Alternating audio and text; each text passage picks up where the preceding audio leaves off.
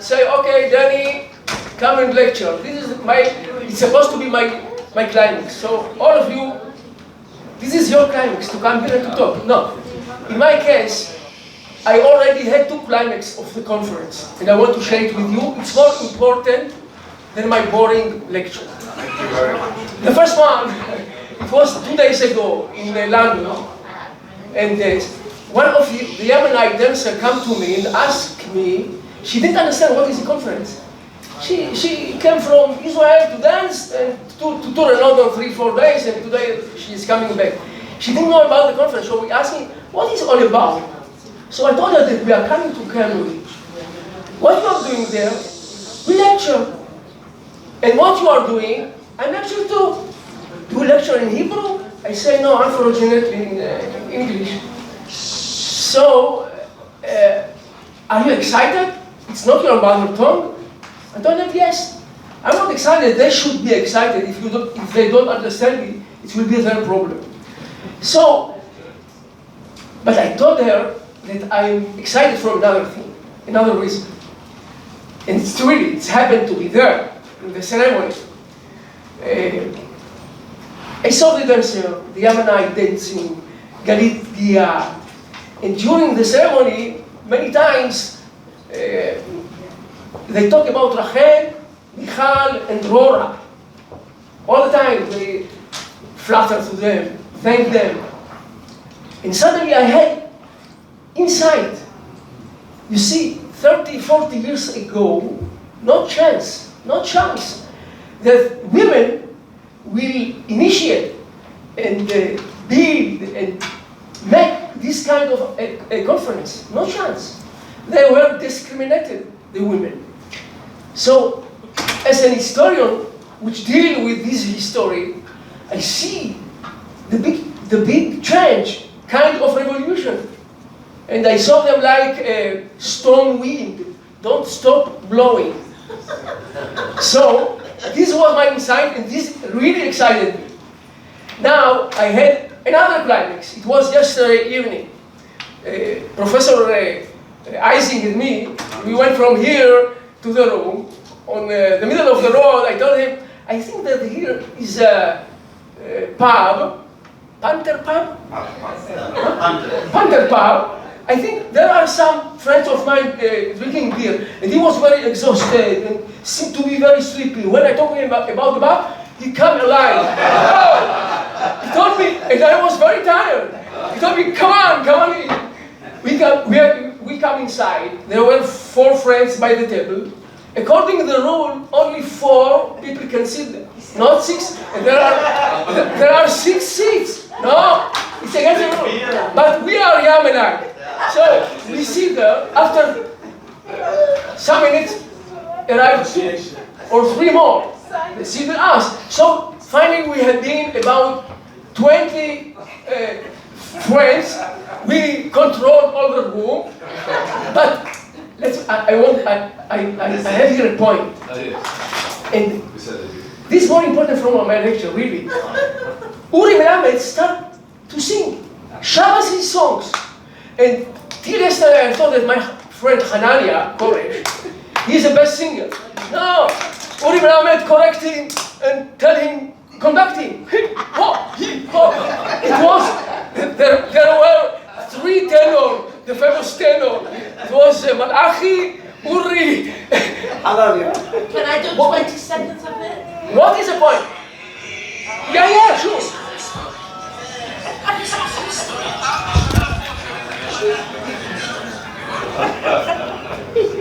It's already in the Facebook in Israel.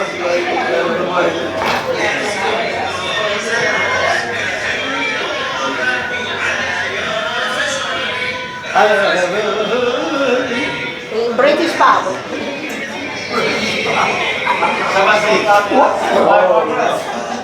What is the point?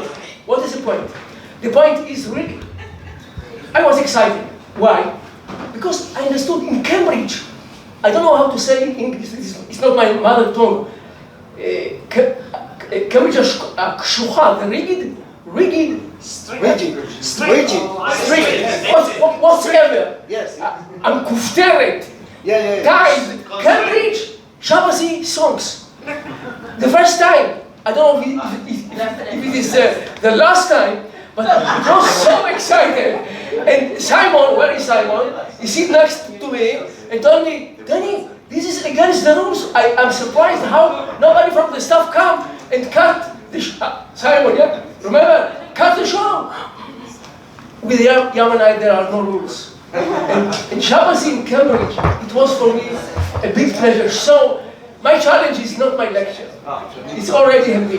Now, I promised Esther Mochowski, I'm going to talk 19 minutes. How minutes are left? Half How time. many? No. I have to fly at 5 o'clock. How many? 10 minutes. 10 minutes. I promised him that I'm going to talk 19 minutes, don't worry. 10 minutes. Let's go. Let's move. You have 10 minutes and then Okay. No, but I wanted to show you. Okay. You see, I got the inspiration to the lecture from Rabbi Yosef Gaffel. He arrived to Aden, and he said he feels that he is standing on the gate of hell. So I asked me, why hell? This is the gate of redemption. And if you say Aden, in Hebrew, it sounds like heaven. Aden, heaven, paradise. How does it go? With the head of Rabbi Gaffel. So this is tricky, the word. Yeah? And I didn't know what is the meaning of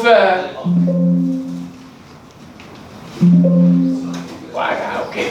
I didn't understand the meaning of the word. So I asked some friends. I was surprised. No one knows. What is Aden in Arabic? I asked even my good friend. He had a museum of Aden in Tel Aviv. I asked him, Dani, what is Aden? So I asked Uri, my friend. Uri directed me to the Piamenta dictionary, and that's what we have seen in the dictionary. And now my story about Aden is requiem in 3 chapters. Now, you know, in hell there are 7 sections. And I start the first section start in Yemen, not in Aden. Why? I know, Anzi, I know that you wrote an article about David Argossi. This is nothing to do with Aden, this picture, but I think this is the best picture which show us how the immigrants look like. Walking skeleton, skip on bones. They look like this, many of them. They are the lucky, not them. This is from the siege in Sana. They were lucky if they arrived like this, because thousands, I'm talking about 70 years of aliyah, of immigration, from BeTamar up to the magic carpet, yeah? 70 years. Thousands died on the road from Yemen. Why? Because they have to wander. Sometimes 1,000 kilometers. Sometimes weeks. Sometimes months. Sometimes years. Uri told you about the rukhsa. Yeah? You have to wait to rukhsa. Sometimes 2, 3, 4 years. Now children, old people, they die on the way to Aden. And now how you go there? You have to go up and down. You are going on foot. If you are lucky, you have a donkey. Now, I want to show you something. Everybody knows this picture. But nobody knows this picture. With Esther Mochowski and the trolley. Why I show it? Why do I show it? Because here, this is, I think, a very important point. You see, there is the aliyah from Yemen is completely different from the aliyah from other countries in the world. From Europe, from North Africa, Iraq, wherever you. Why? Because you have this kind of exodus. You have to walk and to run and to die on your road. That's the point. If you are living in the Atlas village in Morocco, I asked with researchers who are familiar with their history. They got buses. They arrived to the plane. In Yemen, no, there is no train, no trucks, no buses, nothing. You have to go on foot till you arrive to Aden. This is what makes the difference. It's not like Mochavsky with a trolley, you have to go on foot. Now, chapter 2, now we are arriving to the head of Tekula, and I saw the Bergen-Belsen in one of the research of Professor, my friend, Professor Batzion Iraqi, and I say, wow, Aden, Bergen-Belsen. Yeah, this is a quotation of Dr. Bagel, who established the camp, and he described it as Bergen-Belsen because he was there. Now, okay, I show you how we can lecture in 90 minutes and not to struggle with the pages. You see here, you can get the impression of the climate in Aden. Now, if I do it on my way, take Tel Aviv, combine it to Eilat. Tel Aviv, this is humidity. Eilat is a heat. It's go together, this is Aden. Really? Now, from here, we can understand why the Yemenite called the Aden the hellfire, An-Nar Jahim, Jahannam Ad-Daleqa. You told me that your mother all the time, she used to say, Jahannam Ad-Daleqa. Why? Because this condition. And now you see here, Mahalala Adani, how he described Aden at the beginning. It's ground like a barren woman who will not admit of any seed, neither is there to be found therein even one well of running water.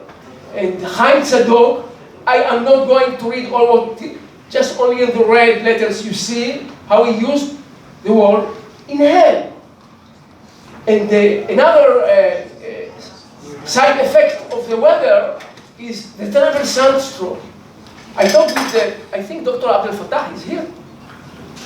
I talked with someone from Aden. He told me, yes, about the sandstorm. And it's appeared also in the evidence of the immigrants. Abraham Adhala, he described the wind. It brought with it a dust that was salty and muggy, which clung to the skin and penetrated the shanties and feet, etc., etc., and they arrived to one, as you see in the red Gehenom. I'm not going to read Mazal Achra the same about the sandstorm in the camp. Ovadia Tubia, he gave the inspiration to Dr. Binyamin Gamlieli, my friend, that he enforced his son to learn how to play on viola. Violin. The first Yemenite who is playing on violin because Tuvia Ovadia. You see here his evidence not about Hashem, but about Adam. How thousands were, in the streets, living there during a very long time. And Joseph Schwartz, I like his words because he also was in Europe, in the refugee camp in Europe, and he could compare between them and the Yemenite. See what he said? People live like animals, sleeping outside in the open space. Children, sick people, all handled together without sanitation, without hygiene, without sufficient medical care. Men, women, and children who show signs of progress, etc., etc. Now, the last chapter of the Requiem of 7 health stations. Let me tell you something. But by the way, their stomach, like balloon, it's not because they ate yogli. It's because they were starving. Yeah. Now, I want to say, and this is the last section of the hell, that the phenomenon of disappeared or kidnapped Yemenite children in Israel, it didn't start in Israel. It started here. It started in Yemen. It's came to Eden because they had to live there long time to to make all the journey. So they arrived in Israel in a bad situation. Now you see, this is one of the conclusions of from the report of the State Commission. Prolonged starvation and various infections resulted in the children looking like skeleton. The weight of a 1-year-old child was 4 or 5 kilograms. The skin and bones and the facial features resembling that of old men. Now I was curious how old men look like a child. So I found this picture. I think that he looked like an old man. And she is a nurse who took care for him. But hide yourself. How many minutes left? I use only 4 because I promised to talk 19 minutes. Sorry for showing this book. It's one of the books that I wrote, but I show it because of the picture. You see on the left side, you see a family of 3 generations. In my lecture, when I ask how many they say 2. No, there are 3. You see the mommy, she's in the center, and on her right hand, you see her daughter, 12 years old. She's holding her son. Why I show it? Why I show it? I show it because it demonstrates the fragility of the Yemenite family. How mommy, 12 years old, can take care for her child from Yemen through Aden up to Israel. And we don't have enough time to show you some testimonies of people.